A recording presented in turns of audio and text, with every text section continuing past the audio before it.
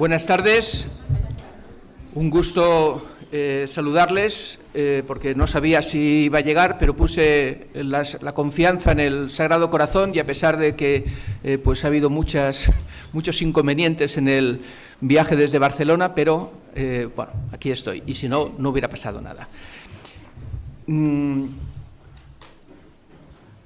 La esperanza forma parte del dinamismo perfectivo de la vida humana. La vida humana tiende a su perfección tanto a nivel individual como también a nivel social. Si el corazón de Cristo es el fundamento de la esperanza, también lo es a nivel social. Vamos a escuchar dos ponencias en las que se nos hablará de esta cuestión. La primera de don Ignacio María Manresa Lamarca, con una ponencia titulada La esperanza en el reinado del corazón de Cristo. El padre Ignacio María Manresa nació en Barcelona en 1971, sacerdote de la diócesis de Toledo, pertenece a la Hermandad de Hijos de Nuestra Señora del Sagrado Corazón. Es profesor de Sagrada Escritura en el Instituto Teológico San Ildefonso de Toledo.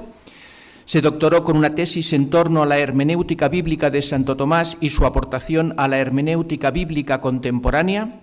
Sus principales líneas de investigación son la hermenéutica bíblica y el Evangelio de San Juan. Ejerce su ministerio sacerdotal como párroco de la parroquia Sagrado Corazón de Alcorcón en la diócesis de Getafe. Muy bien. Bueno, muchas gracias. Lo primero, trataré de no hablar muy fuerte para dejar que podáis dormir con paz. Entonces, lo único que pido que a medida que van cayendo vaya apagando las luces y así ya tenéis un rato de descanso para poder escuchar la charla importante que es la de Agustín, ¿no? Muy bien, muchas gracias a todos por estar aquí, a los que nos han invitado, a José María y a Enrique por presentarme. Estoy entre leerla, hablarla, bueno, vamos a ver qué vamos haciendo.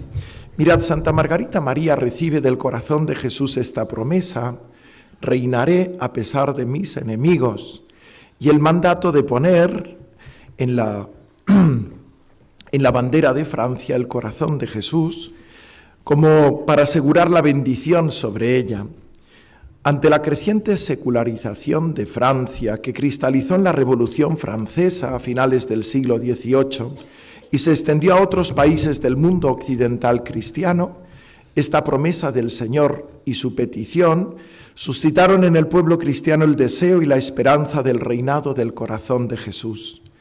Tal actitud quedó recogida en el magisterio de la Iglesia, particularmente a través de la institución de la fiesta de Cristo Rey por el Papa Pío XI con la encíclica Quas Primas, donde el misterio de Cristo Rey del universo, a la par que era enarbolado como antídoto frente al laicismo, era presentado también como culminación de la revelación del misterio del corazón del Señor.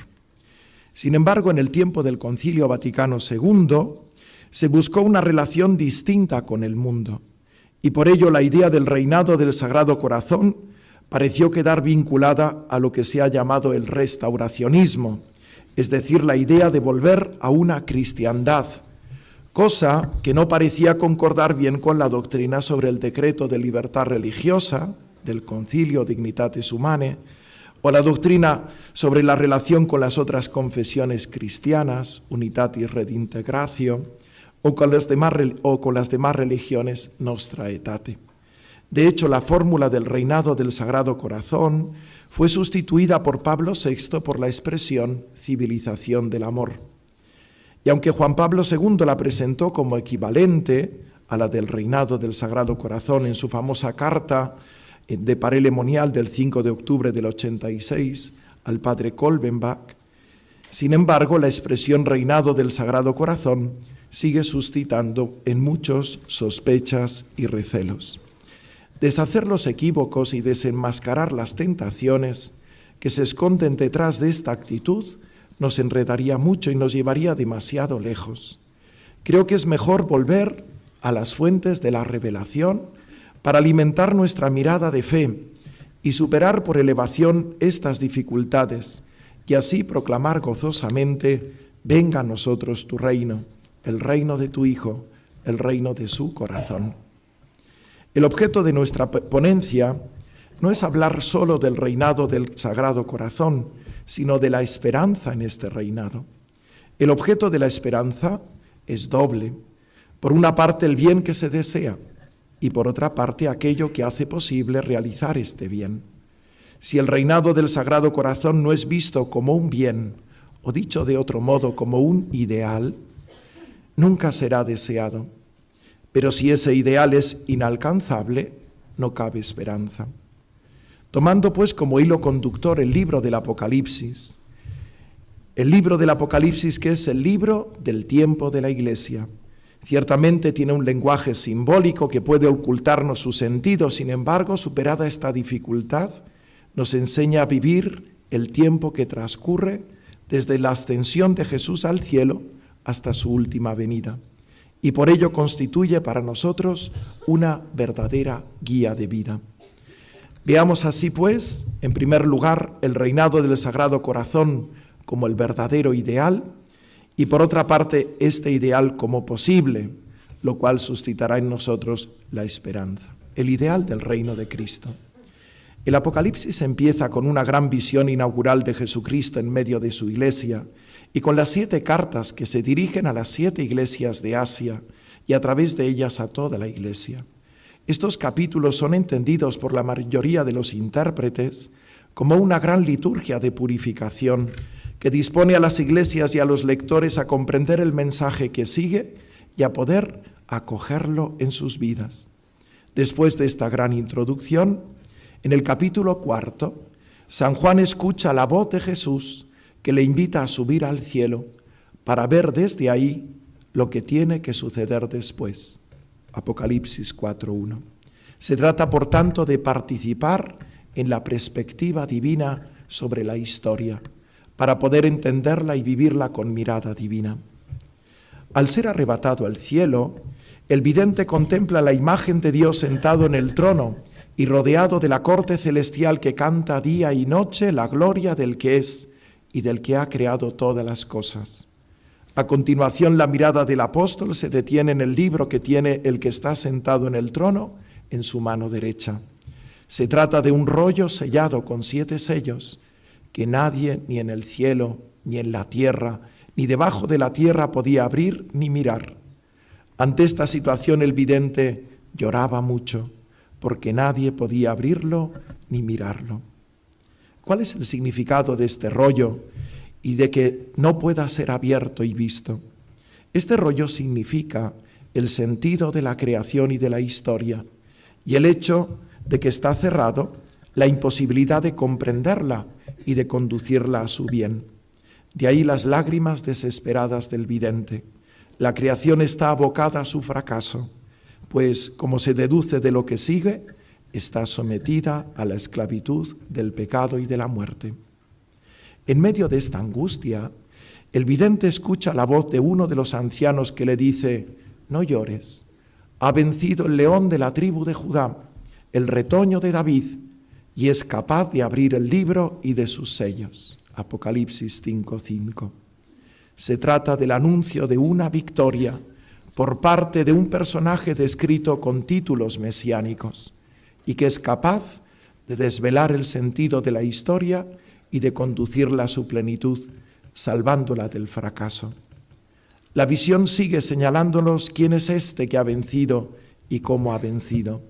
Y vi en medio del trono y de los 4 vivientes y en medio de los ancianos un cordero, en pie, como degollado, que tenía 7 cuernos y 7 ojos, que son los 7 espíritus de Dios enviados por toda la tierra. Y llegó y cogió el libro de la diestra del que estaba sentado sobre el trono. El texto nos habla, pues, de Jesucristo, que a través de su muerte y resurrección ha adquirido la plenitud del poder y de la sabiduría para regir la tierra, y es capaz de recibir el libro de la diestra del que está sentado en el trono y de abrirlo. Resulta llamativo que aquel que era anunciado como Mesías que vence, ahora es presentado como Cordero, y este degollado, aunque de pie, revelándonos el singular modo de su triunfo, a través del sacrificio de la cruz. La escena termina en un gran himno de alabanza en la que toda la creación alaba al Cordero.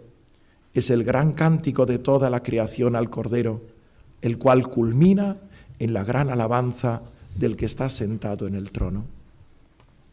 De esta gran visión podemos extraer 3 elementos esenciales. En primer lugar, el reino de Dios. Este es el presupuesto fundamental de la visión. Dios, el que es y el que ha creado el universo, sentado en el trono, lo rige ahora como Señor para conducirlo a su plenitud, lo que es propiamente el reino de Dios. Ciertamente el reino de Dios es uno de los temas centrales que recorre la Sagrada Escritura y que en tiempos de Jesús resonaba con mucha fuerza, particularmente debido a las profecías de Daniel. Era el libro, el bestseller de la época de Jesús, el libro de Daniel. Al penetrar en el sentido de la expresión reino de Dios, nos damos cuenta que no se trata de un territorio, sino del reinado de hecho, es decir, del hecho de que habiendo sido derrotados los enemigos, los hombres se someten a Dios y gozan así de la plenitud de bienes que Dios ha pensado para ellos desde la creación. Podríamos resumir la idea con el salmista diciendo: Dios reina, la tierra goza. ¿Veis? Dios reina, la tierra goza. El reinado de Dios produce el gozo del hombre en su plenitud. Justamente la imposibilidad de su establecimiento es lo que hace llorar a San Juan, que lo percibe como el gran fracaso. En segundo lugar, el reino o reinado de Cristo. La afirmación fundamental de esta visión es que el reinado de Dios solo puede ser establecido por Cristo muerto y resucitado, y que ciertamente así lo ha realizado. Él es el único que en el cielo, en la tierra y bajo la tierra puede conducir la creación a su verdadero fin conforme al plan originario de Dios. Se trata, pues, de la afirmación de la mediación salvífica única de Cristo. Justamente en los evangelios sinópticos, el reino de Dios es el objeto central de la predicación de Jesús, lo que Él ha venido a traer. En el Evangelio de San Juan, esta expresión reino de Dios, que aparece una sola vez en el capítulo 3, tiene su equivalente en la expresión vida o vida eterna, ¿no? Jesús, a lo largo del Evangelio, precisará el sentido de este reino de Dios. Frente a la idea de un reino de Dios como dominio, como simple dominio político o vinculado a ritos externos, Jesús enseñará que el reino de Dios se establece radicalmente en el corazón del hombre y se vive por una vida honesta que ama a Dios por encima de todo y al prójimo como a uno mismo. Son los mandamientos supremos, ¿no? Esta relación con Dios se profundizará hasta mostrarla como una relación de filiación verdadera por la que podemos llamar a Dios Padre, Abba, y por tanto de fraternidad entre los hombres. Para ello es necesario arrancar al hombre del pecado y vencer a los enemigos que le acechan para impedírselo. Además, junto a este bien fundamental, que es este reino de Dios por la caridad en nuestros corazones, el reino de Dios incluye secundariamente otros bienes, anunciados especialmente a través de los milagros de Jesús, la multiplicación de los panes y los peces, la curación de la enfermedad, la resurrección de la muerte, al tiempo que son beneficios de su misericordia, son también anuncios de ese reino de Dios pleno que el Señor quiere traer. Pero esta realización quedará vinculada en su plenitud a la resurrección. Como en el Apocalipsis, también en los evangelios sinópticos, en los evangelios, el establecimiento de este reino de Dios está vinculado a la presencia y a la acción de Jesucristo. Jesús se presenta como Mesías Rey, pero transformando justamente en la línea del Apocalipsis el modo de su entronización real. Ciertamente el establecimiento del reino de Dios empieza con su predicación y sus milagros, pero es sobre todo a través de la ofrenda sacrificial en la cruz que Jesús rescata a los hombres, y es a través de su resurrección que establece su reinado. Ahora toda la gracia salvífica ya obtenida tiene que extenderse a los hombres para que se realice de hecho el reino de Dios. Para ello, Jesús prolonga su acción en medio de los hombres por medio de los apóstoles, a quienes constituye como mediadores de su salvación mediante la predicación, los sacramentos y el cuidado pastoral. Un texto emblemático que recoge sintéticamente estas afirmaciones lo encontramos al final del Evangelio de San Mateo. En él Jesús resucitado envía a sus apóstoles al mundo diciéndoles: «Se me ha dado pleno poder en el cielo y en la tierra. Id pues y haced discípulos a todos los pueblos, bautizándolos en el nombre del Padre y del Hijo y del Espíritu Santo, y enseñándoles a guardar todo lo que os he mandado. Y sabed que yo estoy con vosotros todos los días hasta el fin de los tiempos». Se trata, pues, de la mediación de la Iglesia para la salvación. A través de ella, Cristo extiende su obra salvífica sobre los hombres. En tercer lugar, tercer punto que extraemos de esta visión, la acogida del reino de Dios por parte de los hombres. En el capítulo 12 del Apocalipsis, ya no en esta visión que hemos visto primera, volvemos a encontrar otro gran cántico de alabanza por la victoria del Cordero. En ese cántico se dice de los redimidos: ellos lo vencieron al diablo en virtud de la sangre del Cordero y por la palabra del testimonio que dieron, y no amaron tanto su vida que temieran la muerte.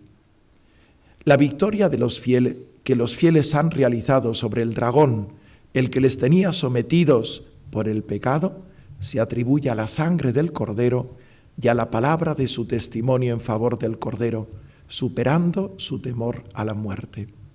Es pues el testimonio, en griego martiría, que en virtud de la sangre del Cordero vence al mal y permite el establecimiento del reino de Dios en Cristo.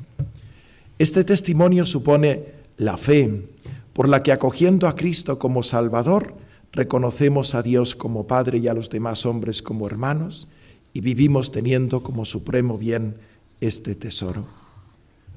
Hasta aquí todo parece sencillo, pues al acercarnos más detenidamente captamos la necesidad de precisar más la naturaleza de esta acogida del reino de Dios de parte de los hombres. El reino de Dios está solo en los cristianos y en los cristianos católicos. ¿Se salvan los que no son cristianos? ¿Qué dimensiones del hombre deben ser penetradas por el reino de Dios? ¿De qué modo? Justamente, uno de los temas fundamentales que ha recorrido el Concilio Vaticano II ha sido la relación entre reino de Dios e Iglesia. Si antiguamente podía parecer que había una identidad entre el reino de Dios y la Iglesia, el concilio matizó tal afirmación, diciendo en primer lugar que, cito, Gaudium et Spes 22, el cristiano debe, por tanto, creer que el Espíritu Santo ofrece a todos la posibilidad de que en la forma de solo Dios conocida, todos los hombres se asocien a este misterio pascual. Con ello señalaba que el reino de Dios se extiende más allá de los límites visibles de la Iglesia, entre aquellos hombres, tanto del tiempo de la Iglesia como de todos los tiempos anteriores, que la teología señalaba como teniendo una fe implícita. De igual modo, el concilio ha puesto en valor lo que siguiendo a los padres llamaba semillas del verbo, presente en las demás religiones. Además, hablando de la Iglesia católica y de las demás confesiones cristianas, reconocía la presencia de elementos de santificación y de verdad que están presentes en las demás confesiones cristianas.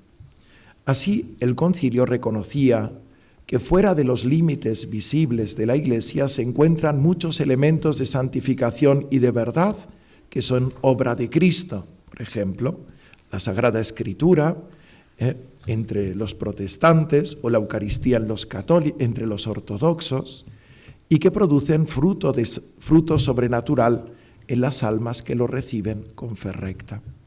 Sin embargo, estas afirmaciones verdaderas del concilio ocultaron en muchos la necesidad de la fe en Cristo como Salvador y en la Iglesia católica como aquella en la que subsiste la Iglesia de Cristo, reconociendo en ello el camino para el establecimiento pleno del reino de Dios.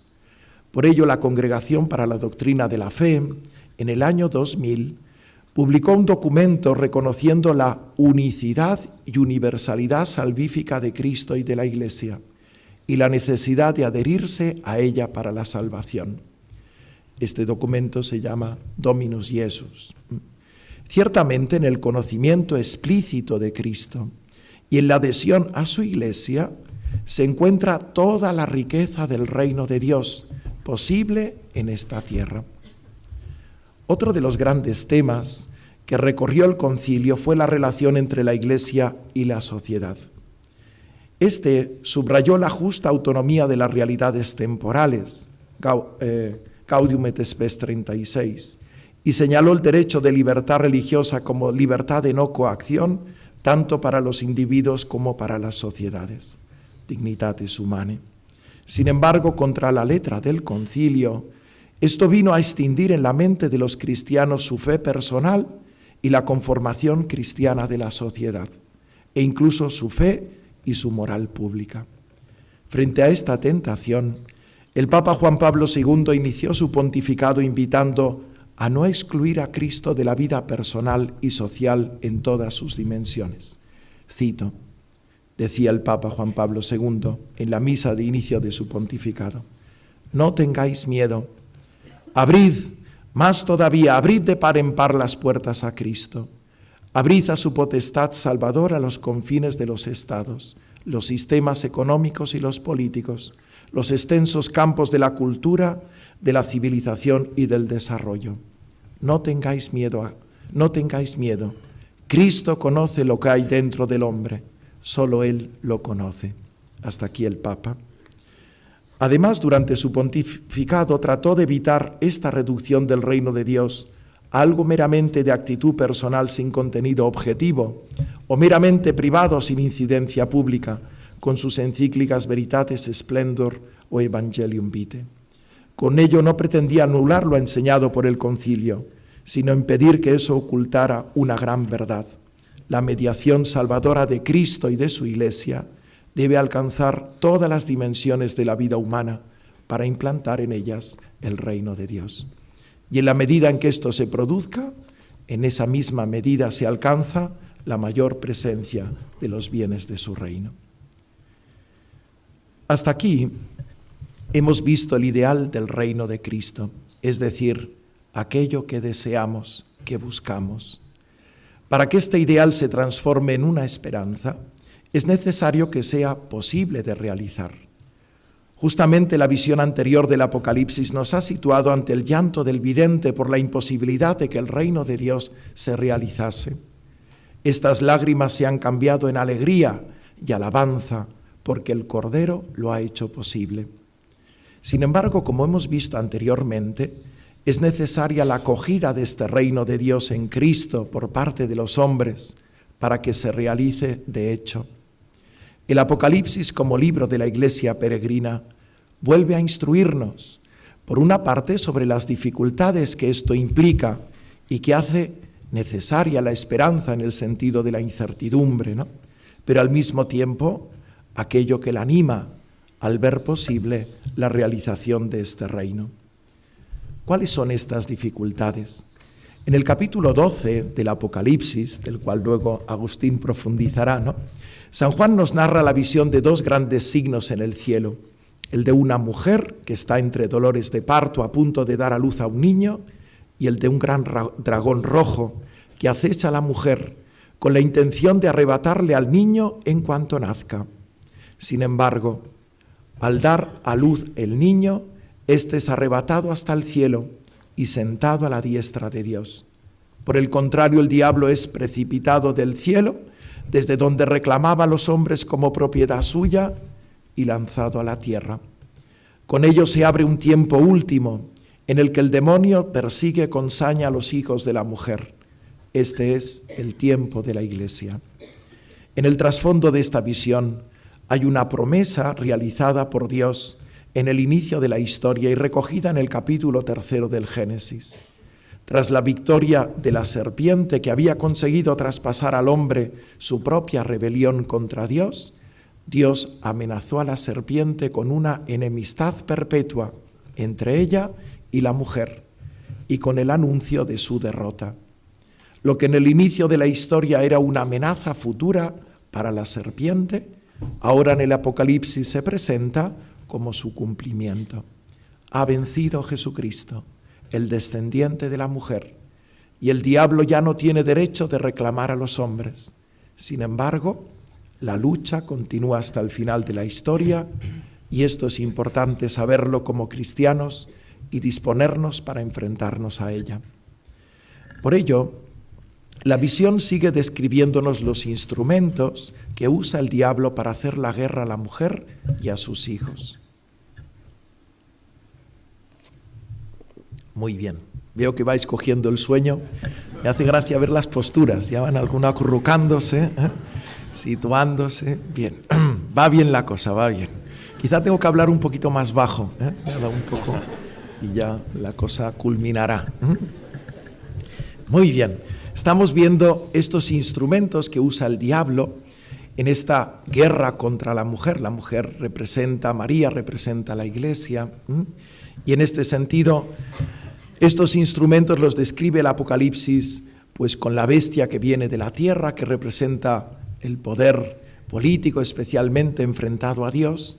La bestia que viene de la tierra, del mar, la que viene de la tierra, que es el llamado el falso profeta, que simboliza pues todo lo que es pues la ciencia, la falsa ciencia, la técnica, la propaganda, y que lo que hace es hacer que los hombres se sometan a la primera bestia y en último término al dragón.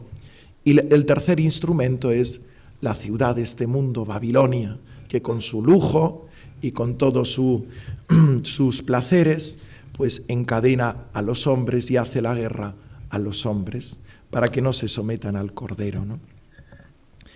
A lo largo de las páginas del Apocalipsis, su autor nos hace sentir la angustia de estos poderes tan grandes que parecen hacer imposible la extensión del reino de Cristo y que parecen invitarnos a pensar que Cristo no ha vencido realmente. ¿Cómo conservar la esperanza? ¿Qué motivos tenemos para esperar? La lectura... en primer lugar, la esperanza de un cielo nuevo y de una tierra nueva, ¿no? La lectura que nos hace el Apocalipsis de esta historia está toda orientada hacia el final. A partir del capítulo 20 del Apocalipsis, la visión de San Juan nos va llevando a contemplar la victoria definitiva de Dios sobre los enemigos todavía presentes, las bestias, el diablo y en último término la muerte, para terminar después presentando la renovación de todo el universo. Se trata del anuncio de un cielo nuevo y de una tierra nueva, en cuyo centro se encuentra la nueva Jerusalén que baja del cielo. En el Apocalipsis este adjetivo nuevo expresa no solo el hecho de la novedad, sino de una novedad vinculada a la obra de Cristo. Se trata, por tanto, de la consumación de la obra de Dios en Cristo en favor de todo el universo. En esta ciudad es en la que se hace posible finalmente la alianza definitiva, descrita en este caso en términos de filiación. Dice, yo seré mi Dios y él será mi hijo. Y en términos esponsales, la esposa del Cordero. Si en el antiguo Israel el templo era el lugar de la presencia de Dios y la fuente de la santidad que consagraba la ciudad y la tierra, ahora en esta ciudad se da también una presencia nueva. Y dice el texto del Apocalipsis, y en ella no vi santuario, pues el Señor Dios Todopoderoso es su santuario, y también el Cordero. Y la ciudad no necesita del sol ni de la luna que la alumbre, pues la gloria del Señor la ilumina y su lámpara es el Cordero. La presencia de la gloria de Dios ya no queda velada por ninguna cortina o santuario, sino que irradia directamente su luz y todos pueden contemplarle cara a cara. De este modo, todos los hombres caminan a su luz y las naciones caminarán a su luz y los reyes de la tierra traerán su gloria hasta ella. Y toda la creación queda renovada en una nueva vuelta al paraíso. El Apocalipsis así nos revela esta obra definitiva para que tengamos la certeza que Dios lo realizará al final de la historia y que por tanto la tribulación y las persecuciones no tienen un carácter definitivo. Para certificarlo, la voz del que está sentado en el trono se deja oír por esta única vez en todo el Apocalipsis, para decir: y dijo el que está sentado en el trono, mira, hago nuevas todas las cosas. Y dijo, escribe, estas palabras son fieles y verdaderas. Resuena esta voz para asegurarnos con la máxima autoridad que ciertamente se realizará y que por tanto nuestra esperanza es cierta. Sí, las promesas de Dios de castigo están condicionadas a la conversión, pero las promesas de bendición de Dios son siempre absolutas. Por ello, con estas palabras que hemos escuchado, Dios nos asegura que la historia no se le ha ido de las manos y que llevará a término su proyecto de bien por Cristo en favor de toda la creación humana. Segundo lugar, sin duda que esta esperanza en la futura consumación del reino de Cristo tiene que animar y sostener la esperanza del cristiano en su caminar en medio de las dificultades y tentaciones de la historia. Ciertamente el Apocalipsis tiene su mirada puesta en aquella consumación, sin embargo no deja de señalar una cierta realización del reino de Cristo en esta historia. Por 2 veces nos habla de una gran muchedumbre de los que pertenecen a Cristo, la primera en el capítulo 7 y la segunda en el capítulo 14. En el capítulo 7 el vidente ve a 144.000 personas, no es la de los testigos de Jehová, sino marcadas con el sello de Dios, un número simbólico que nace de multiplicar 12 por 12 y por 1000, señalando la muchedumbre del pueblo de Dios. Seguidamente se presenta una muchedumbre inmensa ante el trono de Dios y del Cordero, vestidos de blancas vestiduras y que cantan la alabanza de Dios, mientras que los primeros 144.000 parece ser aquellos que todavía peregrinan en este mundo. La muchedumbre vestida con blancas vestiduras son los que han llegado ya al cielo, pues de ellos se dice, estos son los que vienen de la gran tribulación, han lavado y blanqueado sus vestiduras en la sangre del Cordero, por eso están ante el trono de Dios dándole culto día y noche en su templo. El que se sienta en el trono acampará entre ellos, ya no pasarán hambre ni sed, no les hará daño el sol ni el bochorno, porque el Cordero que está delante del trono los apacentará y los conducirá hacia fuentes de aguas vivas, y Dios enjugará toda lágrima de sus ojos. Se abre, pues, una gran esperanza para nosotros, a través de la fidelidad hasta la muerte, el cielo. Sin embargo, aun siendo así, todavía no es la consumación. La consumación es el cielo nuevo y la tierra nueva. Porque un poco antes de este texto que acabamos de citar, el Apocalipsis nos presenta a estos santos clamando a Dios y pidiéndole que derrote a sus enemigos. Y se dice de ellos, a cada uno de ellos se le dio una túnica blanca y se le dijo que tuviera paciencia, todavía un poco, hasta que se completase el número de sus compañeros y hermanos que iban a ser martirizados igual que ellos. Retomando el número 144.000, en el capítulo 14 del Apocalipsis, se presenta a esta muchedumbre junto al Cordero en Sión. Sión es Jerusalén, la ciudad de Dios. Y se les presenta participando en la alabanza celeste de Dios y sin mancharse con la idolatría, fuente de todo pecado, hasta el punto que les describe como vírgenes. Es muy hermosa la expresión que se dice de ellos. Estos son los que siguen al Cordero a donde quiera que vaya. Se trata de la iglesia peregrina, e incluso de aquellos que acogen el reino de Dios en su caminar por la tierra. Qué gozo participar y extender el número de aquellos que viven de la alabanza celeste siguiendo al Cordero. En ellos se está realizando el reino de Dios en la Iglesia, con la riqueza de bienes que esto supone. Hay una característica propia de estos que siguen al Señor en esta situación, y es la paciencia, hipomoné. Una paciencia para aceptar los sufrimientos e incluso la muerte que puede suponer la fidelidad a los mandamientos de Dios y a la fe en Jesucristo. Dice el texto del Apocalipsis: aquí se requiere la paciencia de los santos, los que guardan los mandamientos y la fe de Jesús. Bienaventurados los muertos, los que mueren en el Señor. Sí, dice el Espíritu, que descansen de sus fatigas, porque sus obras los acompañan. De este modo, Cristo prolonga también su obra en el mundo, venciendo en ellos y superando por la confianza en su gracia y por la caridad el temor a la muerte. De este modo, ellos acogen en sus vidas el reino de Dios y se convierten en instrumentos de la extensión de éste. Tercero, una plenitud mayor en la historia. Sin embargo, esta realización del reino de Cristo, tal como es descrita en estos párrafos del Apocalipsis, parece limitada y rodeada de asechanzas. ¿Cabe esperar dentro de la historia una mayor extensión e intensidad de este reino de Cristo por la fe y la caridad en los corazones de los hombres?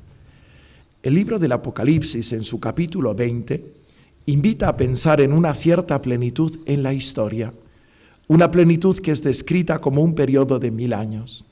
La interpretación de este texto y de esta esperanza se ha conducido a diversas posturas a lo largo de la historia de la Iglesia, algunas de ellas heréticas y que incluso han recibido comúnmente el nombre de milenarismo.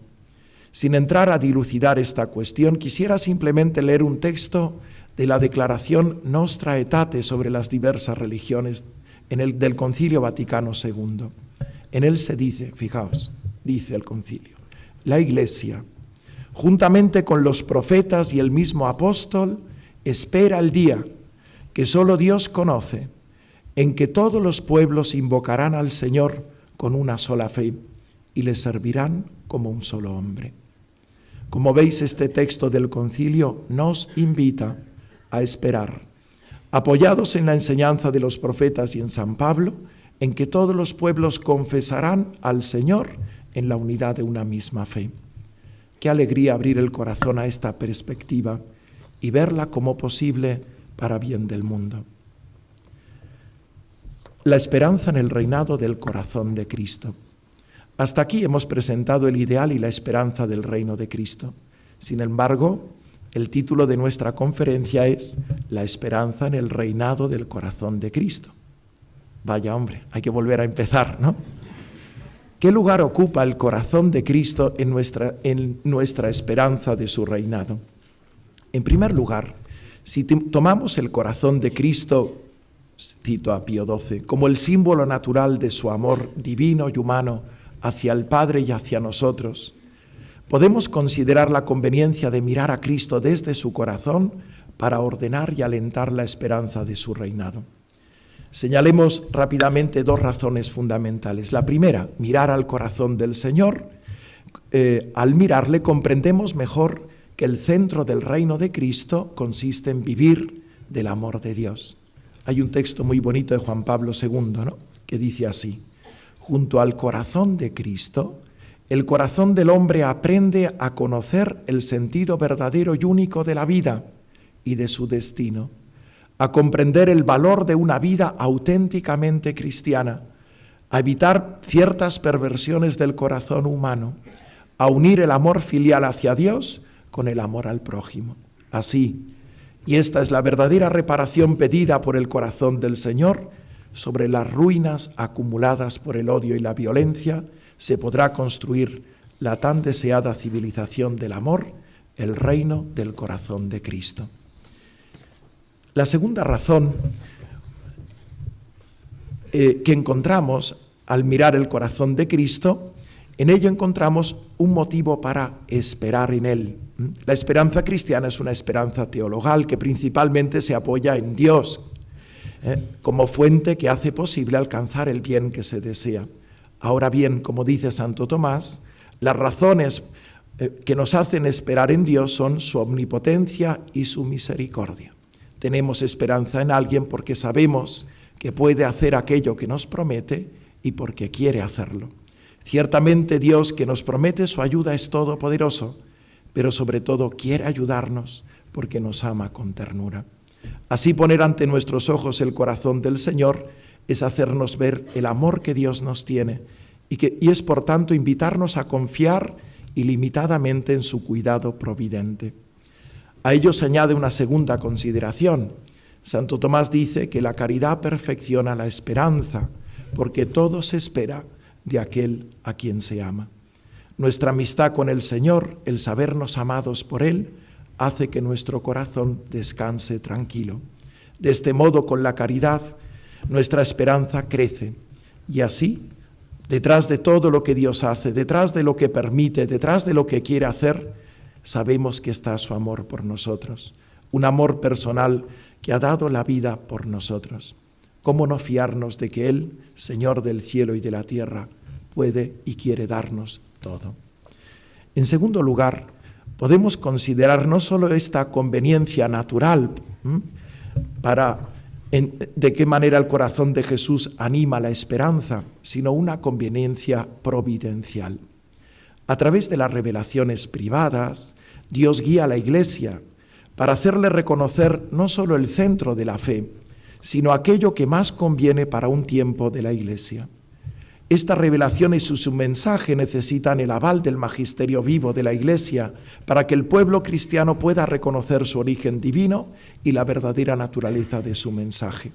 En Parelemonial, el Señor manifestó a Santa Margarita el misterio de su corazón para que la Iglesia dirigiera su mirada hacia el amor de Dios. Al mismo tiempo, propuso este símbolo como un modo providencial ante las circunstancias del tiempo en el que se enfriaría la caridad. La Iglesia acogió este mensaje y este discernimiento, ¿no? Quizás es muy bonito ese texto que nos ha leído anteriormente el señor obispo, donde comparaba, pues, como Constantino, viendo la cruz, puso en él su esperanza y alcanzó la victoria, y ahora el corazón de Jesús es el símbolo para alcanzar esta victoria. Es difícil en este corto espacio de tiempo desarrollar un tema tan rico. Sin embargo, he querido ofrecer algunas pinceladas que nos ayuden a desear el reino de Cristo como el gran ideal de nuestra vida y a esperarlo en su más plena realización, sea nuestra vida personal, sea para todos los hombres y todos los pueblos en el tiempo y en la eternidad, y hacerlo mirando al corazón del Señor, motivo radical de esta esperanza. Con esta esperanza actuamos en el corazón del Señor para hacerle actuar. Del mismo modo que en el Evangelio Jesús hacía los milagros pidiendo a sus receptores la fe o la confianza en Él. Si anteriormente hemos dicho que la esperanza es una virtud teologal por ser objeto Dios mismo, también lo es por tener su origen en Dios. Y por ello su actuación no es posible sin la moción del Espíritu Santo. Por eso es hermoso ver cómo termina el Apocalipsis, que dice: el Espíritu y la esposa dicen, ven, y quien lo oiga diga, ven. Dice el que da testimonio de estas cosas, sí, vengo pronto. Amén. Ven, Señor Jesús. La gracia del Señor esté con todos vosotros. Amén. Amén.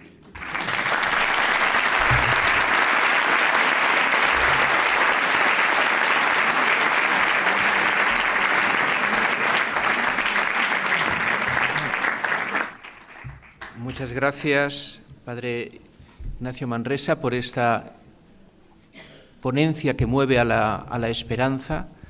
Como ciertamente decía Santo Tomás, dado que la divina misericordia es la causa de la esperanza, así lo dice literalmente, es menester contemplar esta divina misericordia que se nos ha manifestado, como sabemos, en el corazón de Cristo.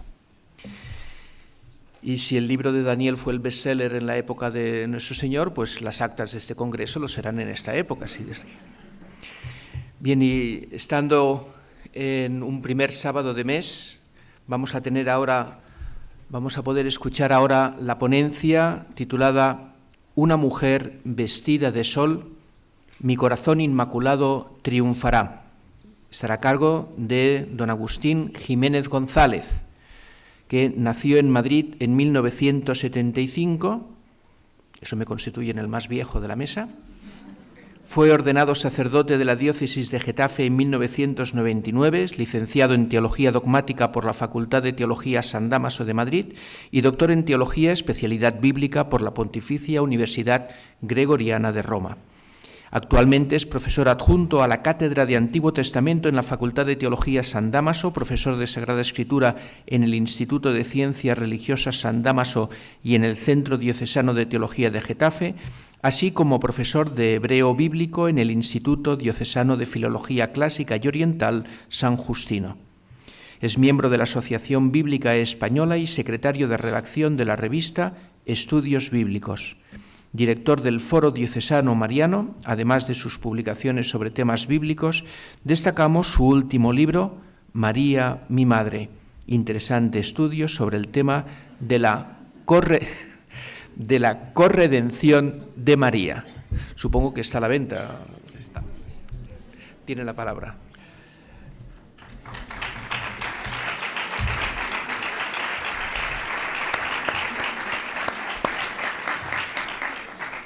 Muchas gracias, don Enrique. He preparado un PowerPoint para que podáis seguir y no os perdáis en la... Pero vamos, no es para que os distraigáis con él, sino para que os situéis. Voy a hablar de 4 puntos.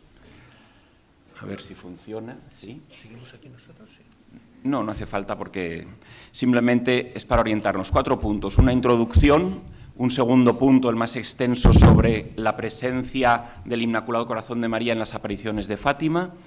Un tercer punto sobre la unión del corazón de María con el de Jesús y un cuarto punto, quizá el más interesante, todos lo son, cómo colaborar a ese triunfo, en qué consiste ese triunfo, y voy a empezar ya porque el tiempo escasea.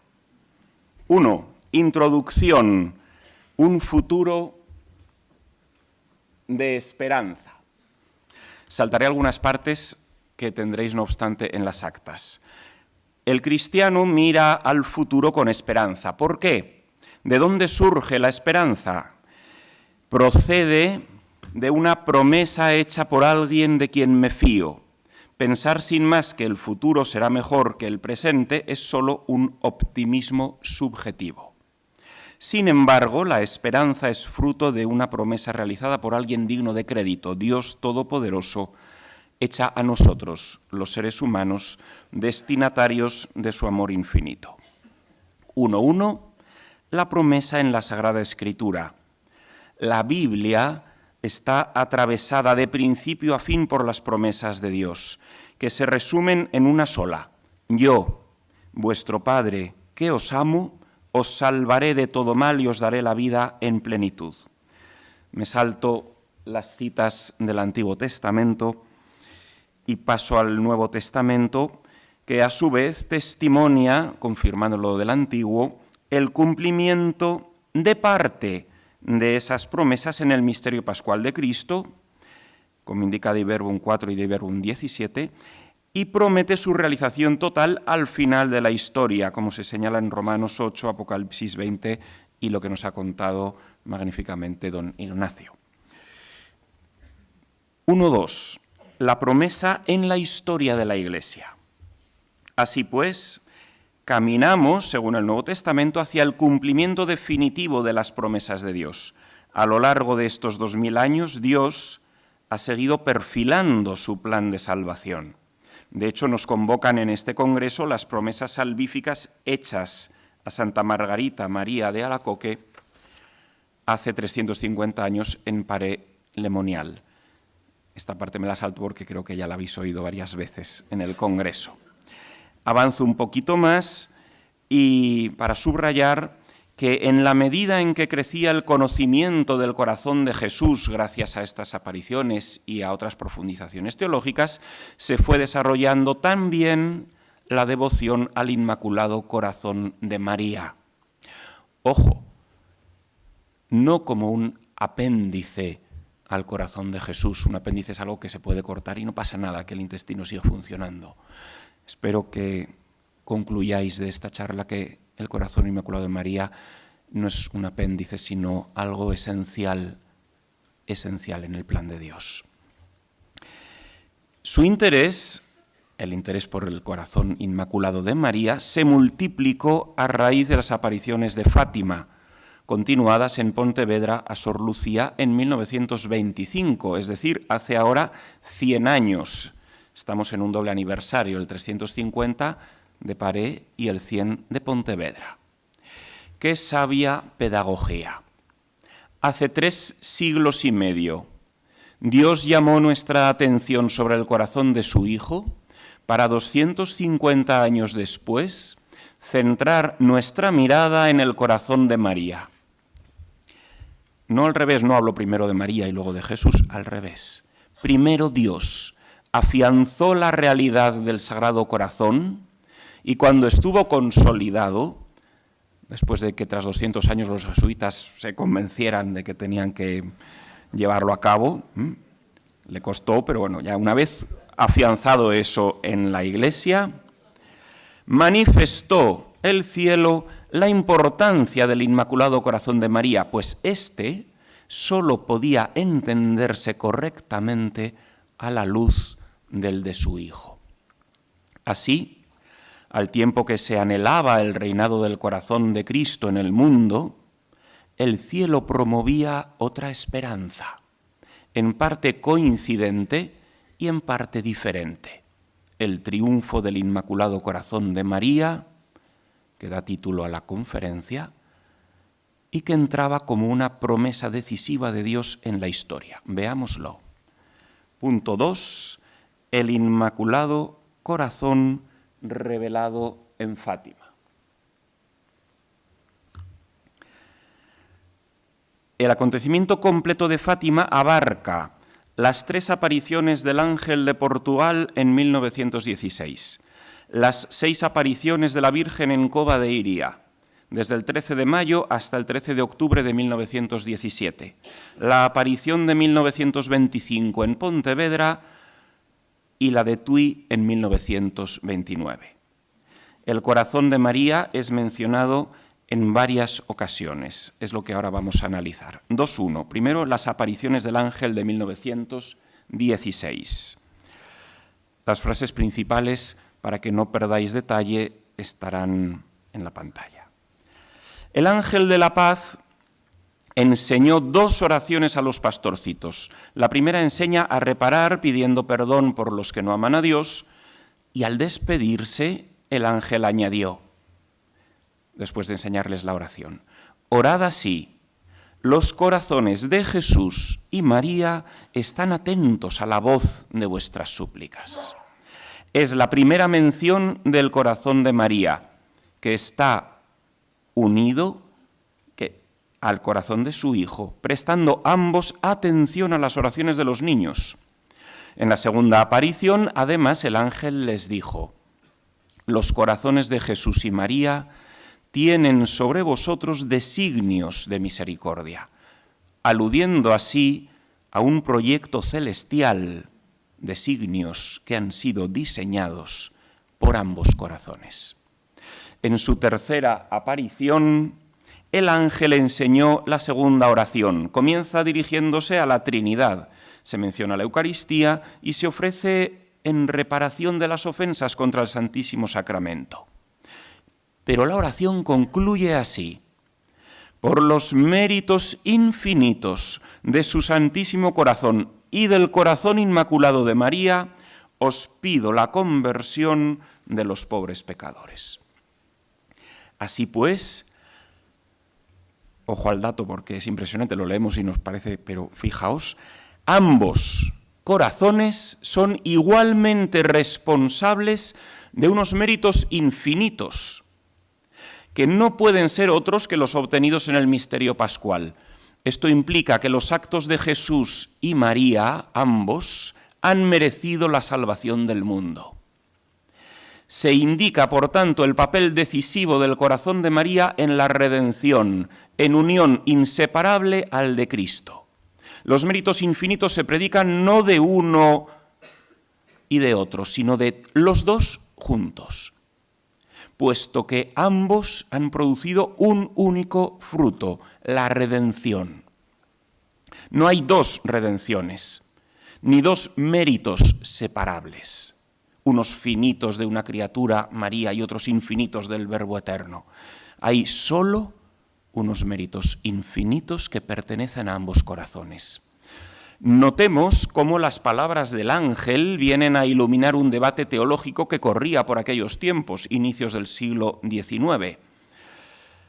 Desde este siglo había crecido mucho la reflexión mariológica, tanto por las revelaciones a Santa Catalina Labouré en 1831, como sobre todo por la proclamación del dogma de la Inmaculada en 1854 y 4 años más tarde las apariciones en Lourdes.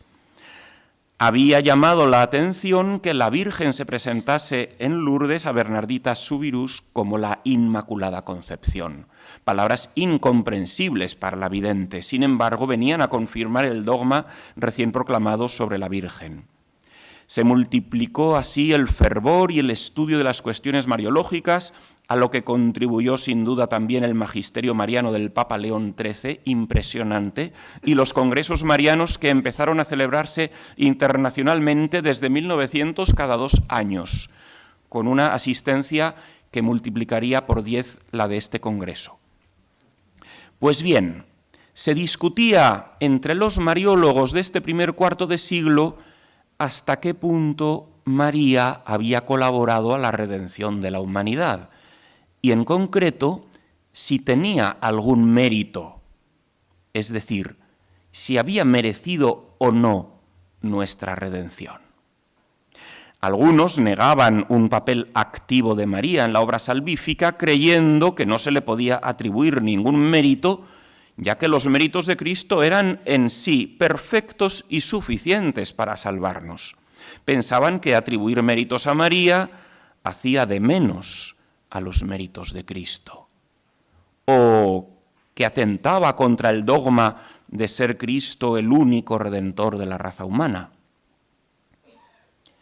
Otros teólogos, sin embargo, argumentaban que la Escritura, la tradición y muchos santos, así como el magisterio reciente, enseñaban una colaboración directa y activa de María en nuestra redención y que, por tanto, no se le podía negar un mérito real en nuestra salvación. De fondo a estas discusiones teológicas estaba la reflexión sobre la corredención y mediación universal de María, negada por los que rechazaban cualquier mérito de María en nuestra redención. Por este motivo es llamativo que el ángel hable de estos méritos infinitos a unos niños que no llegan a 10 años, que desconocen las disputas teológicas contemporáneas, así como su significado o trascendencia. Por otra parte, la postura del cielo respecto a este debate es clara. Aunque esta oración no llegará a conocerse hasta tiempo más tarde, en concreto en 1935, cuando se publican las primeras memorias de Lucía, raramente además han sido tenidas en cuenta en el debate teológico las oraciones del ángel. Cabe señalar que estas palabras, según el testimonio de Sor Lucía, las del ángel, se grabaron sobrenaturalmente en su memoria, en la de los niños, de tal modo que no era posible cambiarlas o utilizar otras semejantes, por lo que debemos atribuirles una precisión teológica querida por Dios. No cabe pensar, bueno, entendieron mal y se lo recordaron a medias. No, lo niega explícitamente Sor Lucía esa posibilidad. 2.2. Apariciones en Cova de Iría. Todo el fenómeno está enmarcado por la petición celestial de ofrecer sacrificios y sufrimientos como reparación de los pecados que ofenden a Dios y súplica por la conversión de los pecadores. En ese contexto aparece explícitamente el corazón de María en la segunda y en la tercera aparición. Veamos. Aparición del 13 de junio. La Virgen anunció a Lucía que, a diferencia de sus primos que irían enseguida al cielo, ella se quedaría en la tierra para cumplir una misión. Jesús quiere servirse de ti para darme a conocer y amar. Él quiere establecer en el mundo la devoción a mi inmaculado corazón. A quien la abrace le prometo la salvación, y estas almas serán amadas por Dios como flores puestas por mí para adornar su trono. Ante el abatimiento que le embargó a Lucía, a saber que se quedaría sola, la Virgen le dijo: yo nunca te dejaré, mi inmaculado corazón será tu refugio y el camino que te conducirá hasta Dios. Así pues, la Virgen confirma que instaurar su devoción en el mundo es la vocación de Lucía y, en el fondo, el objetivo último de Dios en Fátima. Notemos 3 puntos. En primer lugar, la finalidad de esta devoción es que los hombres conozcan y amen todavía más a María, para que pueda cumplirse la promesa salvífica universal. Por otra parte, en segundo lugar, la iniciativa de esta devoción no procede de María, sino de Dios. Es Él quien quiere hacer su plan por medio del corazón de María, pues quien lo abrace, quien haga suyo este corazón, tendrá la salvación. ¿Por qué? ¿Es acaso un capricho divino? ¿Una decisión aleatoria que pide esta devoción, como podría haber pedido otra, por ejemplo, devoción al ángel de la guarda, a San José o a San Pedro? No, no es un antojo divino. Tal petición se explica por la vinculación intrínseca de María con la salvación misma, que es Cristo, su Hijo. Por haber colaborado esencialmente en la salvación de toda la humanidad, María quedó inseparablemente asociada a ella, mereciéndola en grado infinito con su Hijo, como enseñó el ángel. Por último, María consuela a Lucía prometiendo ser su refugio y el camino que le conducirá hasta Dios. Pero no es un camino solo para Lucía, sino para todos los hombres que llegarán hasta el Padre por el corazón de María. No es un camino más entre otros, sino el ofrecido a toda esta generación. Ciertamente Cristo es el camino, la verdad y la vida, Juan 14, 6, y no hay otro. Pero es que María no es un camino distinto al de su Hijo. Ella conduce al mismo camino, porque está inseparablemente unida a Él.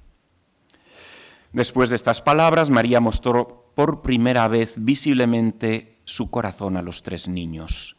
Delante de la mano derecha de Nuestra Señora había un corazón rodeado de espinas que parecían clavársele por todas partes. Comprendimos que era el Inmaculado Corazón de María, ultrajado por los pecados de los hombres, que pedía reparación. Sorprendentemente, el corazón de María se manifiesta igual a como lo hizo el corazón de Jesús en Parelemonial, con la misma imagen, con la misma petición de reparación por los pecados recibidos. La deducción es evidente.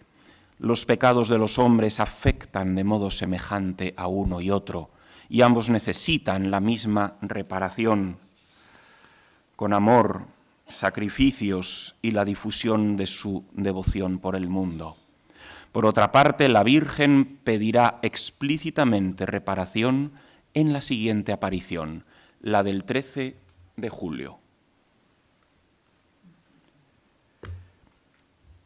En esta aparición, María pidió rezar con estas palabras al hacer sacrificios. Oh Jesús, es por vuestro amor, por la conversión de los pecadores y en reparación de los pecados cometidos contra el Inmaculado Corazón de María.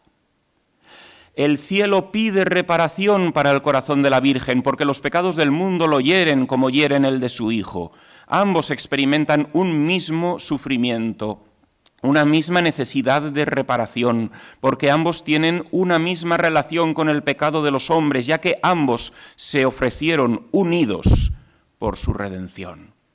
No hay otra explicación posible a esta petición de Jesús. A continuación, la Virgen insiste de nuevo en la importancia de su Inmaculado Corazón tras la visión del infierno y suscitar en los niños el deseo de salvar almas.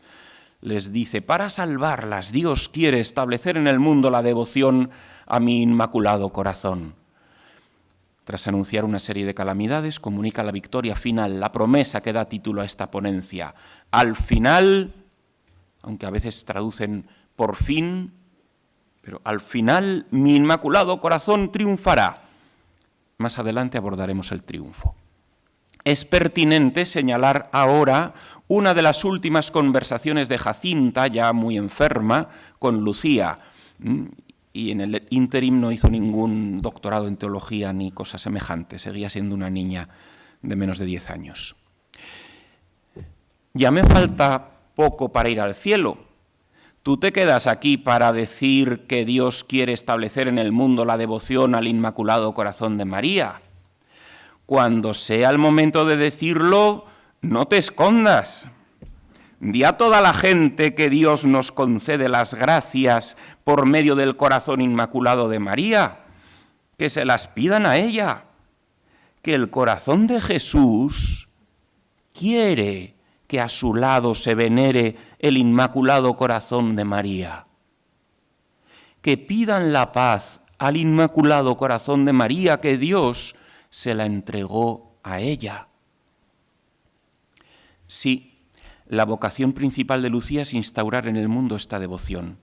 El fin no es que el corazón de María sustituya al corazón de Jesús, sino que sea venerado juntamente con él.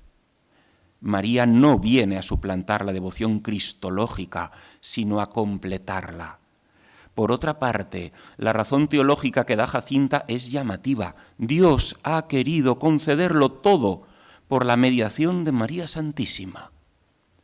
Sorprende la rotundidad de esta afirmación en boca de una niña cuando contemporáneamente los teólogos debatían a fondo sobre la mediación universal de María e incluso Pío XI, un poquito más tarde, en 1922, se planteaba su proclamación dogmática. Las apariciones públicas de Covadonga terminaron el 13 de octubre con el milagro del sol, que tuvo miles de testigos y confirmó ante el mundo entero la veracidad de lo que los niños habían contado. Pero habían contado muy poco, porque solo más tarde saldrá casi todo.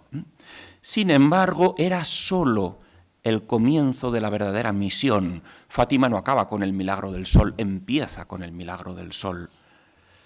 La misión es instaurar la devoción al Inmaculado Corazón de María. Y el milagro del sol debía ser la garantía de que lo que Lucía propondría en el futuro venía de Dios. Aparición en Pontevedra. 1925, el 24 de octubre de ese año, Lucía entró en el Instituto de Santa Dorotea en Pontevedra. Allí, siendo postulante, el 10 de diciembre de ese año, hace ahora casi 100 años, recibió la visita de la Virgen en su celda, con el niño Jesús a su lado. María puso su mano sobre el hombro de Lucía, mientras en la otra sostenía su corazón rodeado de espinas, como en la segunda aparición de Cova de Iría. Entonces Jesús niño le dijo: «Ten compasión del corazón de tu Santísima Madre, que está rodeado con las espinas que los hombres ingratos le clavan a cada momento, sin haber quien haga un acto de reparación para quitárselas». A lo que añadió Nuestra Señora: «Mira, hija mía, mi corazón rodeado de espinas, que los hombres ingratos a cada momento me clavan con blasfemias e ingratitudes. Tú, al menos, haz algo por consolarme». ¿Os recuerda algo eso? y di que a todos aquellos que durante 5 meses en el primer sábado se confiesen, reciban la Sagrada Comunión, recen el rosario y me acompañen 15 minutos meditando sus misterios, con el fin de desagraviarme, yo prometo asistirlos en la hora de la muerte con todas las gracias necesarias para su salvación.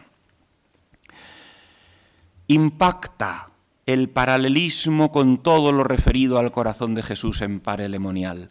La misma invitación a mirar un corazón, entonces el de Jesús, ahora el de María.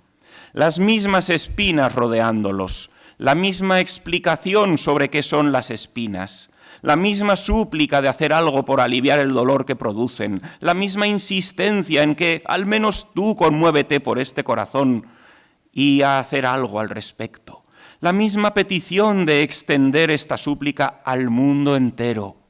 La misma posibilidad de consolar, reparar con una práctica devocional vinculada a un día de la semana, a la oración, a la Eucaristía y a la confesión. La misma promesa de salvación para quien se fíe y la cumpla. La semejanza entre ambos fenómenos, distantes entre sí 250 años y algunos meses, habla a gritos de la unión esencial y perfecta que hay entre ambos corazones. 2.4. Aparición en Tui. El 13 de junio de 1929, estando Sor Lucía en el convento de Tui, se le mostró el misterio de la Santísima Trinidad, en el que no faltaba María. Tras llenarse la capilla de luz sobrenatural, cito, sobre la parte superior de esta misma cruz de luz se veía un rostro de hombre con cuerpo hasta la cintura, el Padre. Sobre el pecho una paloma de luz, el Espíritu Santo. Y clavado en la cruz el cuerpo de otro hombre, el Hijo. Un poco más debajo de la cintura, suspendido en el aire, se veía un cáliz y una hostia grande sobre la cual caían gotas de sangre que corrían por las mejillas del crucificado y de una herida que tenía en el pecho. Bajando por la hostia, esas gotas caían dentro del cáliz. Debajo del brazo derecho de la cruz estaba Nuestra Señora. Con su inmaculado corazón en la mano izquierda, sin espada ni rosas, pero con una corona de espinas y llamas. Comprendí que me estaba siendo mostrado el misterio de la Santísima Trinidad.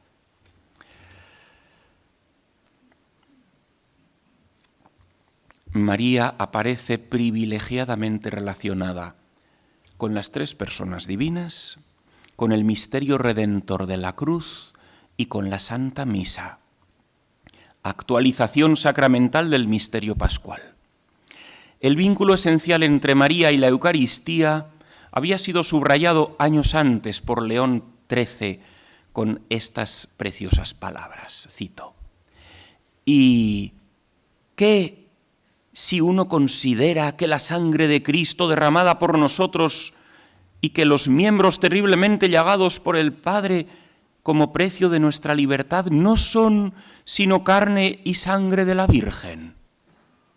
Porque la carne de Jesús es carne de María. Y aunque haya sido engrandecida con la gloria de la resurrección, sin embargo, la naturaleza de la carne fue y sigue siendo la misma que recibió de María. Fidem Tempium Q 4. La vinculación de María con estas realidades divinas explica, de hecho, la importancia de la devoción a su Inmaculado Corazón. Por su maternidad divina está singularmente unida a Cristo, otorgándole su pertenencia a la raza humana por medio de su carne. Por su papel imprescindible en la redención está esencialmente unida al misterio pascual, a la pasión y muerte de Jesús, a la salvación de la humanidad. Y por una y otra, maternidad divina y socia de la redención, es madre de la humanidad redimida, cuyo misterio se hace presente en cada Eucaristía, como subrayan las carmelitas de Coimbra, que tantos años vivieron con Sor Lucía comentando esta visión. Cito, en esta aparición la hermana Lucía puede ver lo que pasa en cada misa. Se vuelve presente sobre el altar el sacrificio del Calvario, en el cual están presentes el Padre, el Hijo y el Espíritu Santo. Hay dos palabras, gracia y misericordia, que Lucía ve como si fuesen de agua cristalina. Son los frutos del sacrificio de la cruz actualizado en cada misa celebrada. Como en el Calvario, María está presente como intercesora y corredentora. Ella, que es la mediadora de todas las gracias, y no se cansa de perseguir a sus hijos extraviados con su amor maternal y de avisarles de los peligros que corren. María es la personificación del amor del Padre, que nunca abandona a sus hijos y quiere salvarlos. Fin de la cita. Lo mismo enseña el libro de la sede, ese que usamos los curas en cada misa, en la monición de entrada de la misa votiva de María, Madre de la Iglesia. Cito al libro de la sede. Ella, es el final de la monición, ella, como segunda Eva, nos dio a luz a nosotros, sus hijos, con dolores de parto al pie de la cruz. Y siempre que celebramos el memorial de la cruz en la Eucaristía, está ella presente como nuestra Madre y corredentora. Tras esta visión se le comunicó a Lucía que había llegado la hora de pedir al Papa la consagración de Rusia al Inmaculado Corazón de María, prometiendo salvarla por este medio. Esta petición implica una novedad: la potencia salvífica de la consagración al Inmaculado Corazón. Este no solo recibe sacrificios en favor de los pecadores, sino que también recibe consagraciones, que implican poner bajo su amparo maternal a los que se consagran a él. El efecto salvífico de esta acción está ligado a la autoridad eclesial de quien lleva a cabo la consagración, en este caso el Papa junto con todos los obispos. Nótese que consagrar Rusia al corazón de María implicaba consagrarlo también al de Jesús, como señaló más tarde Lucía al subrayar que Dios pedía, cito, un solemne y público acto de reparación y consagración de Rusia a los santísimos corazones de Jesús y María. 3. Una unión inefable. La primera conclusión de lo revelado sobre el Inmaculado Corazón de María es su intrínseca e inefable unión con el de Cristo. Ambos corazones son inseparables, están íntimamente unidos tanto en su amor afectivo como en su asociación al plan salvífico de Dios. Esto aparece ya en la Escritura desde el principio, pero me salto de nuevo las citas del Antiguo Testamento, salto a la Encarnación. Por ella, Lucas 1:26, siguientes, el Hijo Eterno toma su naturaleza humana solo de María, verdadera Theotokos. Ella otorga al Verbo ser uno de nuestra raza, asumir todo lo nuestro para salvar todo lo nuestro. Su unión materno-filial además es única, pues Jesús no recibe su humanidad de un varón y de una mujer, sino única y completamente de una mujer, su madre. Ahora bien, la unión de María con Jesús va más allá de su unión biológica, pues está en función de la redención del género humano que llevarán a cabo en profunda unidad. Ya el anciano Simeón apuntaba a ella. No solo revela que Jesús será un signo de contradicción rechazado por parte del pueblo, sino que María participará del dolor de ese rechazo, siendo su corazón atravesado por una espada. Tal profecía se cumplirá con María al pie de la cruz, siendo un solo corazón con su Hijo por la redención del mundo. Este misterio redentor lo describe Apocalipsis 12, antes mencionado por don Ignacio, pues el gran signo del cielo, ojo que grande es solo el de la mujer, el otro yo lo traduzco no por signo, sino por el antisigno, el del diablo. La mujer vestida de sol, que es el gran signo del cielo, con dolores de parto, es María en el Calvario. Esto lo explico en otros sitios que están citados. María en el Calvario es la mujer de Apocalipsis 12, que a la vez gloriosa como su Hijo en la cruz y dolorosa en el parto, da a luz no a Jesús en Belén, ese es otro misterio, da a luz a los redimidos y al Redentor. a quien el dragón no puede retener en el Seol con los demás difuntos, que por eso está esperando a engullirlo, sino que gracias a la comunión de madre e hijo en la acción redentora, Jesús, como Dios, asciende al cielo. ¿Y qué hace en cuanto llega al cielo? Mandar a los ángeles que echen a todos los demonios de ahí, a los acusadores de nuestros hermanos. Serán expulsados del cielo el diablo y sus ángeles, pudiendo por fin entrar en la casa del Padre los redimidos por la sangre del Cordero. 3, 2, 1. Profundización en Fátima de esta unión inefable. Al comenzar la segunda oración del ángel y los infinitos méritos de ambos corazones, hemos vislumbrado su profunda y misteriosa unión. Los méritos de Cristo y de su Madre son inseparables porque son los mismos méritos, pues por su unión forman como una única persona moral a la hora de redimir. Así lo indicó la Virgen a Santa Brígida. Dice la Virgen: mi hijo y yo redimimos al mundo como a partir de un solo corazón. Pues como le explicaba el propio Jesús a la misma santa, su corazón, el de María, dice Jesús, estaba en mi corazón. Esta es la razón por la que puedo decir que mi madre y yo hemos salvado a la humanidad como con un solo corazón. Y por eso Benedicto XV enseñó que la Virgen María, cito, en comunión con su Hijo doliente y agonizante, soportó el dolor y casi la muerte, abdicó los derechos de madre sobre su Hijo para conseguir la salvación de los hombres y para apaciguar la justicia divina en cuanto dependía de ella. Inmoló a su Hijo, de suerte que se puede afirmar con razón que redimió, María es el sujeto, que redimió al linaje humano con Cristo. Intersodalicia. San Juan Eudes, a su vez, afirma que los dos sagrados corazones forman uno solo, y Santa Margarita María de Alacoque enseña que Jesús ofreció al Padre su ardiente caridad en el altar del corazón de su madre, en el cual vive su propio corazón divino.